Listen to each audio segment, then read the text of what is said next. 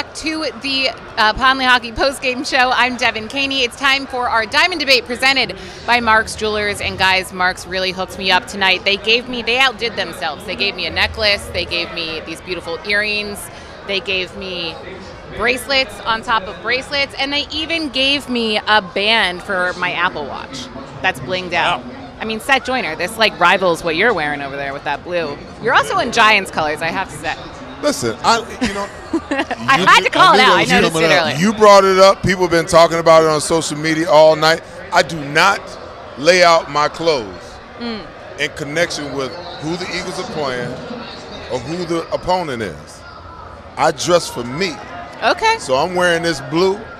Little blue velvet. All I'll say is I was going to wear red tonight, and then I said no because they were Giants colors. And I thought I'd be yelled at. Were you afraid that the Giants was going to win? I was afraid that our viewers and everyone would call me out on it. And also, that's just bad juju. Maybe not for you. I feel like I would bad be juju, bad energy. Not against the Giants. We own the Giants. Well, that is a perfect seg. Diamond Debate is presented by Mark's Jewelers. Of course, the Eagles are officially advancing to the NFC Championship game next Sunday. So the question that I will pose to you guys, and that I'm sure will be discussed throughout the week, who would you rather face, the Cowboys or the 49ers? You can vote and weigh in on the community section of the YouTube page and also on the JAKIB Twitter page. Right now, Cowboys winning by 57%, 49ers 43%. I can't say I agree with the majority here, guys. You looking at me? You want me to go first? Listen, I'd rather they play the Cowboys. Why? I'd much rather than play the Cowboys. It's an easy answer to this. It's definitely the Cowboys. Yeah. The Cowboys are, to me, the more beatable team right now than the 49ers. I don't know if I agree with that. Really? The 49ers haven't beat a decent team in like 11 weeks. They haven't played a team with a winning record. Yeah, but they won 10 in a row. 11 in a row. 11 in a row. Yeah. They have the #1 ranked defense in the National Football League, and the addition of Christian McCaffrey to that offense, it was downright criminal to me. You remember a couple of years ago when they tried to get Chris Paul traded to the Lakers, and Adam Silver like nixed the trade? Yeah. That's what they should have done with this Christian McCaffrey trade. Because I'm telling you right now, he is a game changer for that offense. He makes the job that Brock Purdy has to do so easy. He can run, he can block, he can catch the ball out of the backfield. You can line him up, out in formation. And every time he touches the ball, you're like holding your breath because the dude can take it to the house at any time. Then you add a healthy George Kittle to the mix. You add a healthy Deebo Samuel back to the mix. Every once in a while, Brandon Ayuk wakes up, and they've got a pretty darn good, offensive line. So all Brock Purdy has to do is not screw it up. So you're less, I don't want to say afraid. So you would rather face Dak Prescott over Brock Purdy? Absolutely, because what you saw out of Dak Prescott last week against the Tampa Bay Buccaneers was fool's gold. The Tampa Bay Buccaneers had no business in the playoffs, okay? And they went down there and they took them apart at home. It was like pros playing against a JV high school team. That's how bad they look. Up until that game, Dak just looked awful. He was a turnover machine. Yeah. All of a sudden, he went down there. He looked like a Pro Bowl quarterback this year. Yeah, no, that's true. They looked horrible. Here's the thing, though. I'd much rather play Dallas's defense than the 49ers' defense. Yeah. Dallas's back end of the defense is very undisciplined. And when Dallas gets in trouble, they start pointing fingers. 49ers defense is so regimented. They're so focused.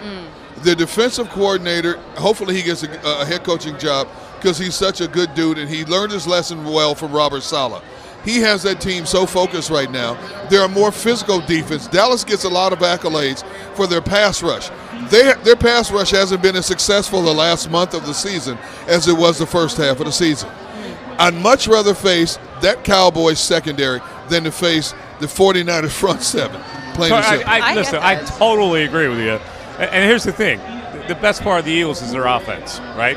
So a better defensive team. Wait a minute, you said the best part of the Eagles is their offense? Well, the Eagles are a prolific offense. Let's leave it at that. Okay, their defense. I don't want to. You're talking to a defensive guy now. I don't want to offend a defensive guy. But their offense is prolific. To beat the Eagles at home, you would have to stop them. And I think the 49ers are more capable than the Dallas Cowboys in stopping the Eagles from scoring 30. If they score 30, they're going to win the game. So I would be much more afraid of playing a 49er defense that is going to have probably 2 wins at home. They're going to bring that confidence. I know it's a long trip, but you're bringing the confidence of 2 wins at home to Lincoln Financial Field. So that's a tougher game. The Eagles will be favored by 4.5 against Dallas. Well, I don't know if I agree with that, because I think when you get to the NFC Championship game, I think you're playing the best 2 teams out of each conference. And I also believe that you have to be on top of your game on offense and defense. I don't think that one side of the ball carries the other. Now, one can be a deficiency to your ability to win, but I don't think you win unless all 3 phases of your football team are clicking at maximum capacity. I get that, but look how the Eagles got off to a start today, Seth. I mean, they got ahead right away. When they get ahead, they're a really tough team to beat. There's no doubt about it. But let's also talk about what the Eagles defense did to the Giants. If you want, it's okay to give the offense accolades. I don't have a problem with that. Okay, but they go 8 plays, they turn it over on downs. The New York Giants do.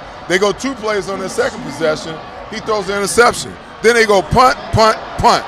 That's the first half. All right, Come so on now. Are you telling me you'd rather you're agreeing with us, right? You'd rather face Dallas than the 49ers? No, absolutely. But I'm just saying, to your point, that this team is driven by what you see on offense. This team is driven by a balance of what you see on offense and defense. And if you look at the first half, okay, turnover on downs, interception, punt, punt, punt. That's the first half.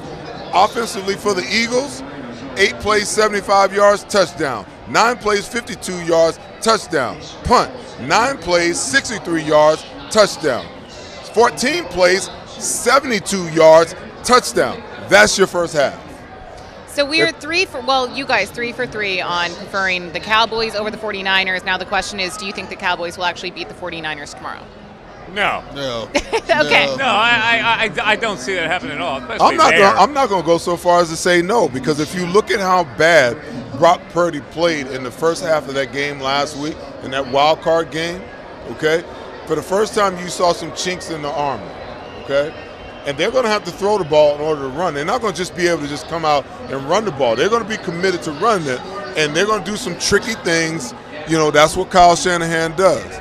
But if Brock Purdy can't flip the switch from the first half to the second half like he did last week against Seattle, they're going to have some problems winning that football game. Well, I think he had to get rid of those jitters. I mean, he had never been on a stage like that before. And guess what? The noose gets tighter this week. Oh, sure it does. Absolutely. The air gets the good thing for him, though, is he's playing that game in his backyard. If he was going down to Dallas, might be a little bit different story. Might not be able to recover from the first half jitters. But because he's got that game in his backyard, he knows every little divot on the field.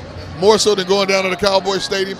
I think he settles in a lot quicker in this game against the Cowboys than he did that first game against Seattle. What's the line on this game? What is the line, Mike?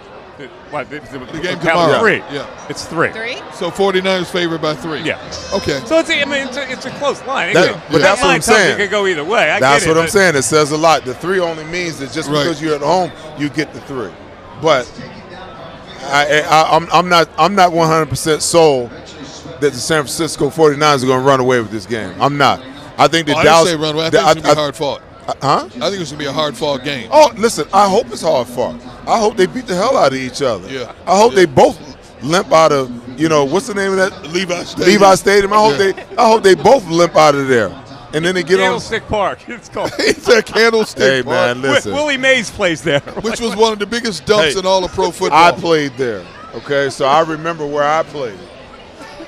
All right, so that game is happening tomorrow, and the Eagles will find out their fate for the NFC Championship game. Again, if you guys want to weigh in, you can go to the JAKIB Media Twitter page and vote on who you'd rather have the Eagles play next week. And until then, we'll be back with our Jeff D'Ambrosio Auto Group Drive of the Game.